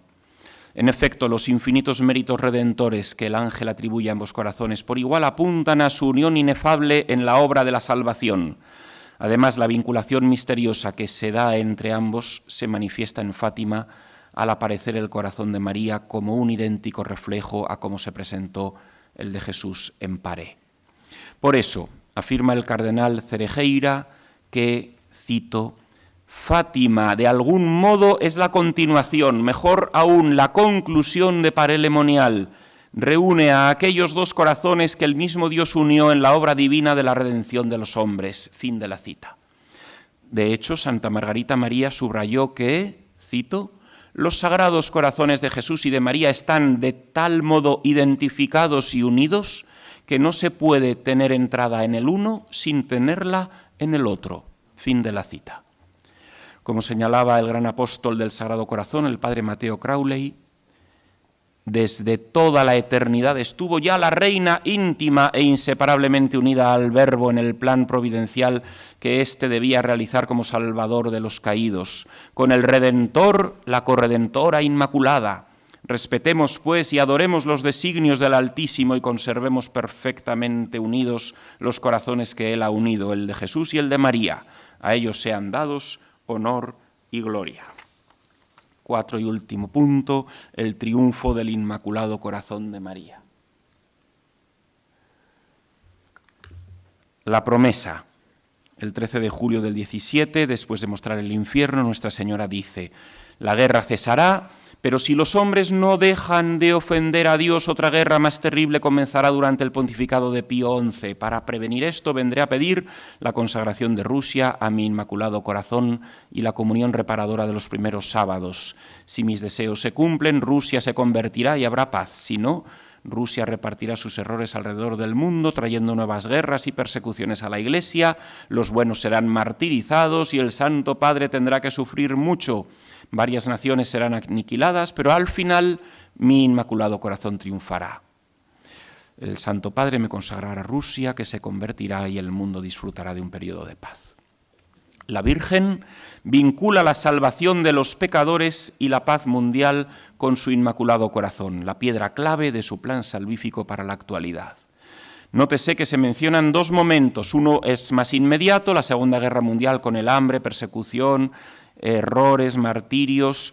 Esto podría haberse evitado si el mundo se hubiese convertido y Rusia hubiese sido consagrada a tiempo. El segundo momento está menos definido, se sitúa en un tiempo intencionadamente incierto, al final, a saber cuándo. Apunta a un periodo posterior al apenas descrito, caracterizado por el triunfo del corazón de María, por la paz y por la conversión.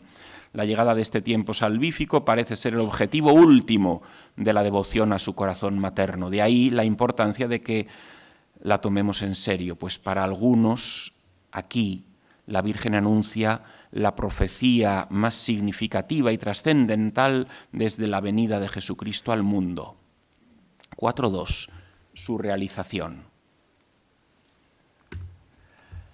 ¿En qué consistirá este triunfo? ¿Queréis que os lo diga?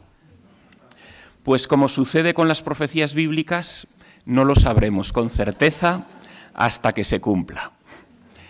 Pero lo que parece claro, vista la unión de los Sagrados Corazones, es que el triunfo del Inmaculado Corazón implica el reinado del Sagrado Corazón de Jesús, al que nos aludía el Padre Ignacio. Como decía otro padre, el Padre Enrique Llamas, Cristo y María constituyen un solo principio de salvación por la asociación perfecta de la Virgen a su Hijo, porque el triunfo de María no es distinto en su realización del de Cristo. Por eso esta conferencia se inscribe en un bloque titulado Reino de los Corazones de Jesús y María, un futuro de esperanza. Se trata de un único reinado, pues el triunfo de uno es la victoria del otro y viceversa. En segundo lugar, la Virgen en Fátima indica que su triunfo estará caracterizado por la paz, pero no entendida como una simple ausencia de guerra, sino la paz en sentido bíblico, shalom, es decir, plenitud de armonía y comunión. En este sentido, al menos para Sor Lucía, el triunfo debe implicar la conversión de Rusia, pues ella siempre pensó, cito, que la conversión se refiere pura, simple y llanamente a la total e integral conversión de Rusia a la única verdadera Iglesia de Cristo, la católica. En tercer lugar, la petición de la consagración de Rusia con todos los obispos implica, según Sor Lucía, cito, un lazo de unión de todos los miembros del cuerpo místico de Cristo que con María, Madre de Cristo y Madre nuestra se ofrecen al Señor para completar la obra de redención del mundo. Fin de la cita. La paz prometida, por tanto, deberá suponer la comunión profunda de toda la Iglesia. Por último, parece preceder a este triunfo muchos sufrimientos y una dura prueba para la Iglesia. Recordemos que según San Pablo, como nos decía Carlos Granados por la mañana, los cristianos completamos con nuestros padecimientos lo que falta a la pasión de Cristo. Colosenses 1:24. Quizá ambas cosas están relacionadas, los sufrimientos y el triunfo. Y el secreto de Fátima, en su tercera parte, aluda al cumplimiento definitivo de lo que falta a la pasión redentora. Quizá el triunfo de María sea la consecuencia de que todos sus hijos colaboren a la redención uniéndose al sacrificio de Cristo, asociándose al Redentor como lo hizo María al pie de la cruz. A esto mismo apunta el Catecismo números 675 y 677. La Iglesia deberá pasar por una prueba final que sacudirá la fe de numerosos creyentes, porque la Iglesia solo entrará en la gloria del reino, ese que deseamos, Padre Ignacio, solo entrará a través de esta última Pascua, en la que seguirá a su Señor en su muerte y resurrección. Último punto, 4.3, ¿cómo colaborar al triunfo? Pido la venia del presidente que me regale unos minutillos más para acabar. La promesa del triunfo del Inmaculado Corazón de María parece incondicional, como nos decía el Padre Ignacio. Antes o después se realizará, menos mal, porque si depende de nosotros. Ahora bien, ella cuenta con nuestra participación, nos pide ayuda, nos necesita, por tanto, cuanto más colaboremos con ella, mayor alcance tendrá su triunfo. Ella misma nos dice explícitamente qué hacer: rezar continuamente las oraciones del ángel, ofrecer sacrificios, penitencias, sacrificios por el triunfo de su corazón inmaculado o celebrar los primeros sábados de mes. Como eso ya lo sabemos, no lo ahondo. Sin embargo, de las mismas apariciones y de la propia actividad de Sor Lucía deducimos también otra serie de acciones decisivas para el triunfo final. Giran en torno a tres polos: la Eucaristía, la jerarquía eclesial y el corazón de María. De la Eucaristía, 1. Debemos darle el lugar central que recibe en el mensaje de Fátima, fomentando especialmente tres cosas. En los fieles, comulgar con amor y deseo reparador.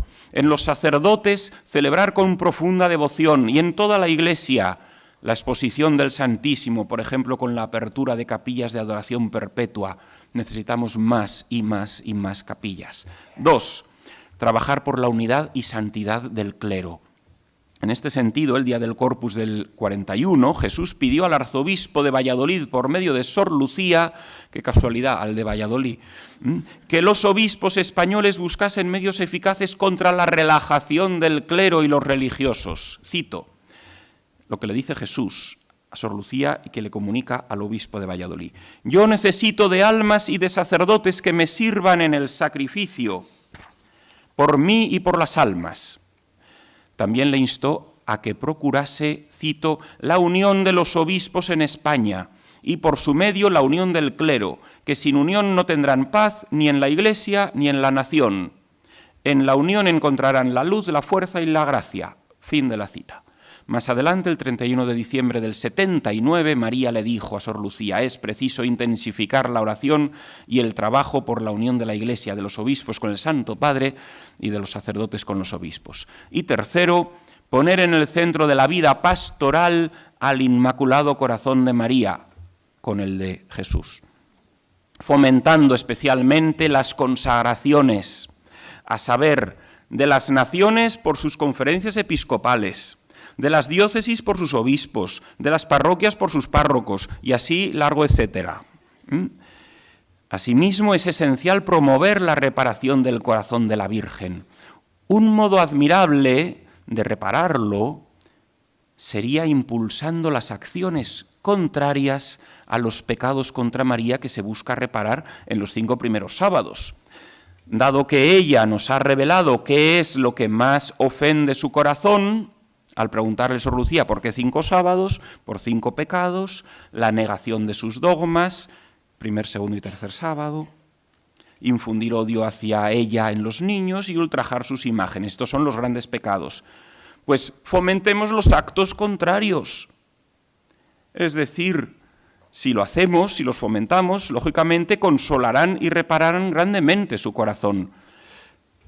Es decir, dar a conocer y venerar la Inmaculada Concepción de María, su virginidad perpetua, su maternidad divina y espiritual, y suscitar en los niños el afecto y aprecio y amor a María, o venerar con amor sus sagradas imágenes y promover su difusión. Ahora bien, fijémonos en el pecado que debe repararse, en concreto el tercer sábado, el único que alude a una verdad mariológica que no es todavía dogma. Cito: es el pecado de los que rechazan, además de su maternidad divina, su maternidad espiritual para con todos. La maternidad de María tiene un doble aspecto: es madre biológica de Cristo y es madre espiritual de todos los hombres. El padre Joaquín Alonso, archivista oficial de Fátima durante 16 años, explicaba que rechazar esta segunda dimensión maternal de María era la blasfemia de los que, cito, se niegan a reconocerla como la madre de los hombres en sentido católico, que implica su papel como corredentora y mediadora de todas las gracias. Fin de la cita. Fomentar, por tanto, este reconocimiento en todos los fieles repararía sin duda su Inmaculado Corazón. Consecuentemente, un buen modo de colaborar al triunfo del Inmaculado Corazón de María sería promover el dogma de la maternidad espiritual de María, pues su proclamación implicaría que todos los católicos la reciban como verdadera madre. Y recordad lo que decía Orígenes, citado hoy por don José: para tener la experiencia de San Juan reclinando sobre el corazón de Cristo hay que recibir a María como madre, que es lo que implicaría ese dogma. Para muchos teólogos, como el padre Manuel de Santiago, cito, proclamando el dogma de la corredención vendrá el triunfo definitivo del corazón inmaculado de María. Dice Jesús a Sor Lucía, yo quiero que el triunfo final sobre el demonio quede claro que es por el triunfo del corazón inmaculado de María, mi madre. Ella aplastará su cabeza, el triunfo final será este. Fin de la cita. Por otra parte, del 3 al 7 de mayo del 2005 se celebró en Fátima un congreso internacional sobre la cooperación de María a la redención promovido por 6 cardenales, 25 obispos y numerosos teólogos de todo el mundo. Llegaron unánimemente a la misma conclusión que acabo de citar, que la proclamación del dogma de la maternidad espiritual de María traería el prometido triunfo de su Inmaculado Corazón. Todos firmaron la petición formal que el cardenal Topo hizo llegar a Benedicto XVI ese mismo año. De modo semejante pensaba el padre Mateo Crowley, quien muchos años antes pedía a los apóstoles del Sagrado Corazón que rezasen especialmente por 2 intenciones. Tenéis ahí la cita, lo resumo, que pidiesen por la proclamación del dogma de la Asunción, que todavía no ha sido proclamado, y por el dogma de la maternidad y corredención de María. En esa misma época, San Pedro Poveda y miles de fieles católicos en España hicieron voto y juramento de defender ambos dogmas, ofreciéndose incluso al martirio para que llegase su proclamación. La Asunción se definió pocos años después. El dogma de la maternidad espiritual de María, que implica su corredención y mediación universal, está, sin embargo, todavía pendiente. Por eso, años más tarde, el padre Luis María Mendizábal afirmaba, y con esto acabo, los estudiosos de la Virgen con razón insisten últimamente en que hay otro dogma mariano en el que ha insistido el concilio, María Nueva Eva. Dicho de otra manera, ahí entra en juego María Medianera, María Madre de los Vivientes, María Colaboradora de la Redención, corredentora con Cristo. Este es el dogma que de hecho está en toda la tradición de la Iglesia. Es el dogma fundamental de la Virgen. Nueva Eva, asociada plenamente a la redención con una asociación eficaz con la que contribuye a la salvación del mundo. Esa asociación eficaz total, no para ciertas gracias ocasionales, sino para la obra de la salvación, se realiza en la época terrestre y en la etapa celeste. También en el cielo María está asociada a Cristo, Rey Redentor, y lleva adelante también ella con corazón materno la ayuda a la Iglesia que camina sobre la tierra. Fin de la cita. Fátima es un clarísimo ejemplo de esta actividad salvífica y maternal de María para con toda la humanidad. Atendamos su petición de ayuda, seamos colaboradores de la misión de María, seamos dignos hijos suyos, veneremos con infinito amor al Sagrado Corazón Redentor de Cristo y al Inmaculado Corazón Corredentor de María, nuestra Madre. Amén.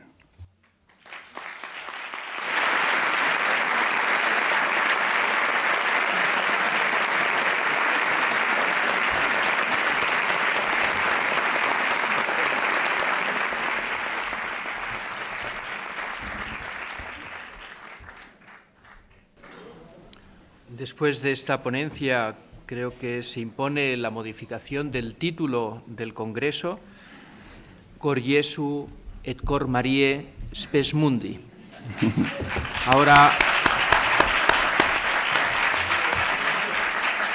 Ahora nos quedan unos minutos hasta las 6 para, pues, si alguno quiere hacer alguna pregunta a los ponentes. Creo que ya se pueden encender las luces y aquello que Dios lo da a sus amigos mientras duermen, pues que se manifieste.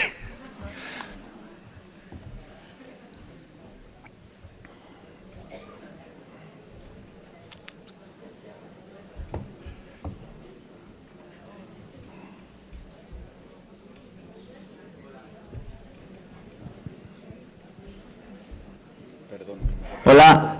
Buenas tardes. Yo tenía dos preguntas para el padre Agustín de esta última exposición que ha hecho sobre la Virgen. La primera de todas, ¿cómo se puede compaginar la idea de que María intercesora, mediadora y corredentora, con algunos textos bíblicos, por ejemplo, en la primera carta a Timoteo, donde se nos dice que el único mediador es Jesucristo. Y la segunda pregunta vendría a ser que, después de toda esta exposición de Fátima y todo esto, ¿qué posibilidades reales hay ahora mismo de que el Papa proclame el quinto dogma mariano? Llámese como se llame, si María Nueva Eva, maternidad y corredención de María, pero ¿qué posibilidades reales hay de que ahora mismo, en este siglo, se proclame este dogma? Primera pregunta, pues muy sencillo, porque Cristo, único mediador, nos asocia a su mediación, asocia a la Virgen, asocia a la Iglesia y nos asocia a todos. Y Él es el único mediador, igual que es el único redentor, también es el único Señor, y la Virgen es Nuestra Señora, y no quita nada al señorío del Cristo. Él es el Rey del universo y Nuestra Señora es Reina de cielos y tierra, no quita nada a su único reinado, porque solo en una concepción protestante puede parecer incompatible, porque recordemos que la teología protestante no admite ninguna mediación, no admite sacramentos, no admite iglesia, o sea, no la admite como lo que es. Entonces, solo una concepción así, digamos, teológicamente miope, no es capaz de ver cómo Cristo asocia a todos con su mediación. Por eso llama apóstoles, por eso, si no, no habría hecho más que él solo, nos habría dejado una librería para comprar Biblias y no habría fundado ni apóstoles ni nada. Lo segundo, la respuesta es muy sencilla, solo Dios lo sabe.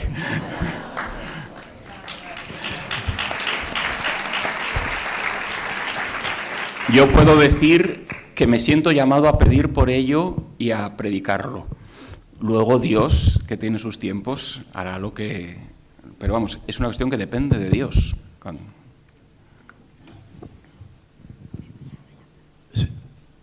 ¿Se oye? Sí. Bueno, dar las gracias a don Agustín por la conferencia tan detallada, documentada de Fátima, y sobre todo la defensa del quinto dogma de María Corredentora. Yo estuve en Roma 12 años, recuerdo que estando allí conocí a una congregación, me parece que el fundador era de Ámsterdam, y defendía María de todos los pueblos, y él defendía también María Corredentora. Yo no sé qué pasaría, porque esas apariciones después, pues parece que están bajo estudio y no sé. Pero, y otra cosa sí te quiero preguntar, a lo mejor igual no venga mucho al tema, pues como hay otras apariciones en España que están bajo estudio y tanto se habla de ellas. Vocalice un poquito más, que me cuesta entender. Vale, sí, pues que estando en Roma conocí una congregación. Sí, no, hasta aquí lo he entendido, pero... Bueno, y luego después, que sí que si sabes que hay 3 apariciones en España, sobre todo en Monteumbe, que lo sé, yo una vez estuve allí, y cómo van, están bajo estudio. Tanto Monteumbe, Garabandal y el Escorial, si sabes algo de ello.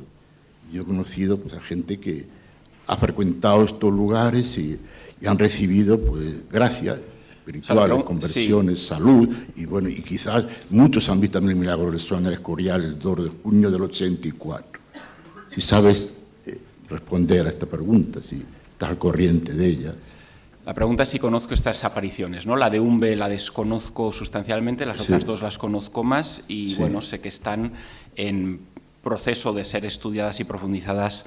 Sí sé que, digamos, sociológicamente hablando, están cogiendo mucha más fuerza que hace unos años y se están estudiando más profundamente, pero a nivel eclesial siguen, digamos, en stand-by, ni rechazadas, claro, ni aprobadas. Así lo manifestó el cardenal Fernández cuando le preguntaron en concreto por Garabandal cuando dio la rueda de prensa sobre Medjugorje. Le preguntaron por Garabandal y dijo, bueno, está ahí parado, el obispo podría iniciar o retomar investigaciones. Lo cual dijo, o sea, no dijo que estuviesen, digamos, ni canceladas, ni clausuradas, ni rechazadas, sino que estaban ahí en un periodo, pues bueno, que hay que esperar y encomendarlo. Yo lo que puedo dar es testimonio de grandes efectos positivos, tanto en muchas personas que se han acercado tanto a Garabandal como al Escorial, desde mi experiencia personal y subjetiva. Y yo lo que he conocido de primera mano, pero esto es mi mera opinión, que no tiene ningún valor, más que el mío personal, es que todo me apunta al cielo. Claro. Pero, o sea, no he encontrado nada que me haga sospechar ni en frutos, ni en doctrina, ni en, sobre todo en las personas que conozco vinculadas a esas realidades, me parecen muy sanas y muy amantes de la Iglesia y de todo. Me alegro mucho, sí, porque es que hay parte del clero que cuando oye hablar de apariciones mira para otro lado. Hay de todo en el clero. Nos quedan unos pocos minutos para alguna pregunta más. Por aquí, por favor. Preguntas bien concretas para poder aprovechar el tiempo.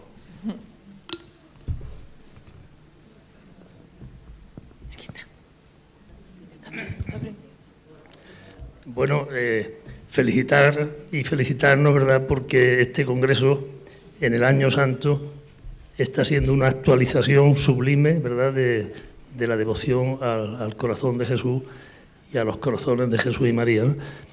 Bueno, señalar cómo Fátima, el milagro del sol, en la historia de salvación, está el paso del Mar Rojo, está la resurrección de Jesús, está Pentecostés, y en cuanto a la Virgen, está el milagro del sol. 70.000 personas, aparece en los medios, ya existía la fotografía. Esto nos indica algo grande, ¿no? Por otra parte... Perdón, la pregunta, por favor. Sí, en la maternidad espiritual hay unas revelaciones que el año pasado se inició la canonización el que la recibe, el padre Stefano Gobi. En esos mensajes que recibe la Virgen, que conoció el Papa Juan Pablo II y que recibía al padre Gobi durante 10 años, cada año, pues ahí dice que la maternidad espiritual de la Virgen es el don que recibe la Virgen de la participación en la redención.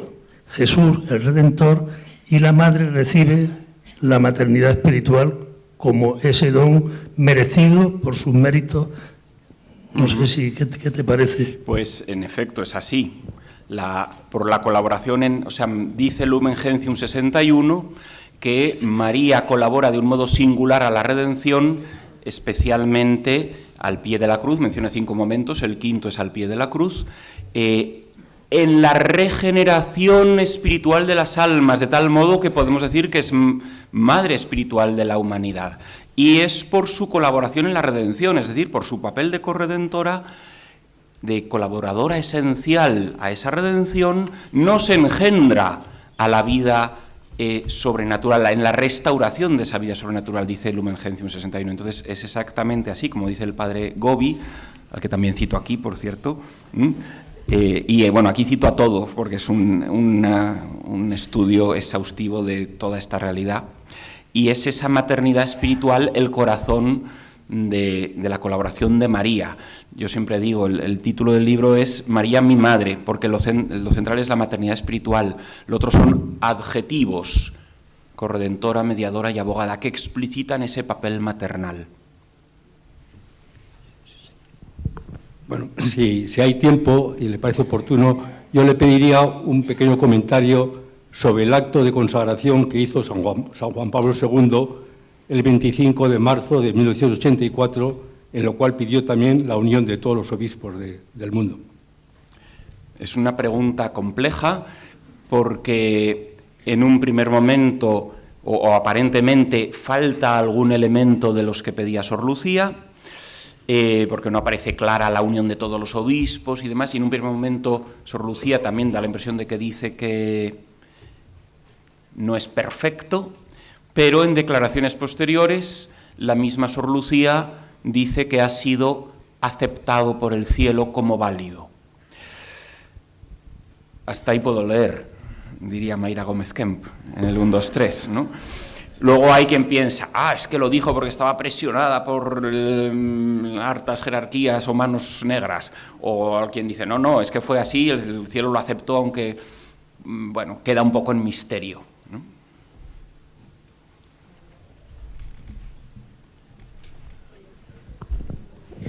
Bueno, yo en realidad no es una pregunta, es una puntualización sobre que el 11 y 12 de octubre será el jubileo de la espiritualidad mariana en Roma y la Virgen de Fátima, la actual de la Capelina, que nunca sale, es la cuarta vez que va a salir de Fátima y va a ir al jubileo a Roma.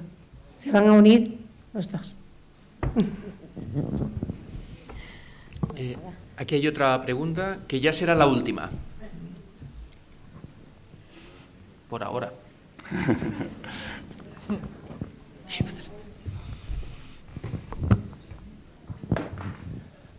¿Qué opinión le merece esta campaña que estamos sufriendo en España de destrucción de imágenes del Sagrado Corazón de Jesús a nivel público? ¿Y cómo esperamos ese reinaré sobre mis enemigos que parece que se hacen más patentes en estos tiempos? Gracias.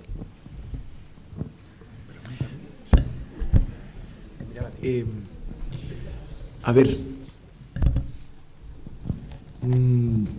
o sea, al final es evidente que vivimos un tiempo, y claramente en España,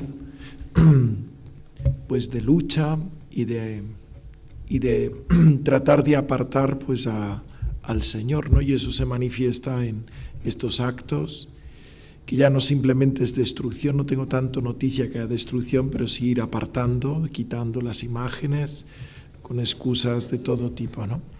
Bien, pero forma parte de este, como decía, claro, todo esto luego habrá que ver qué sentido tiene, pero sabemos que hay una persecución y que la Iglesia tiene que pasar a través de un tiempo pues de especial persecución, o sea que tampoco puede extrañarnos, ¿no?